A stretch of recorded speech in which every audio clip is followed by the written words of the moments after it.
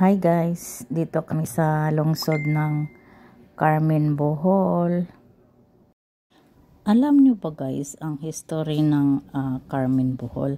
Itong Carmen, Bohol guys ay sakop pa ito ng Vilar, Bohol dati. So ang tawag ng Carmen, Bohol dati guys ay Imbaya. Yun yung tawag kasi baryo pa to dati. So ngayon nagpetisyon yung mga tao na bubukod na sila gawin ng lungsod yung Carmen dahil marami na silang population na nakatira dito sa Carmen, Bohol. Na separate ito guys noong March 1, 1869. Order ng nila guys, gobernador guys. Ang pangalan ng gobernador nila ay si General Jose de la Gandara.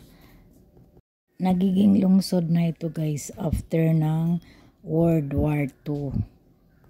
Dating Imbaya, nagiging Carmen. Paano naging Carmen? Kasi nga guys, mayroon silang church dati, may Virgin Mary. So, yung tawag sa Virgin Mary nila ay Our Lady of Mount Carmel. So, ngayon, dahil devoted sila doon sa Virgin Mary, doon kinukuha yung lungsod nila, Carmen. So, ito yung nangyayari sa history nila guys sa Carmen, Bohol.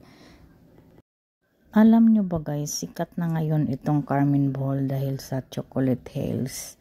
Madaming taong pumupunta dito guys, umaakit sa bundok araw-araw, iba't ibang lugar, iba't ibang lahi, kaya sikat itong Carmen, Bohol dahil sa Chocolate Hills. So bago ka makarating sa Chocolate Hills, dadaanan mo itong mga ito, may mga bundok sa paligid. Thank you for watching guys.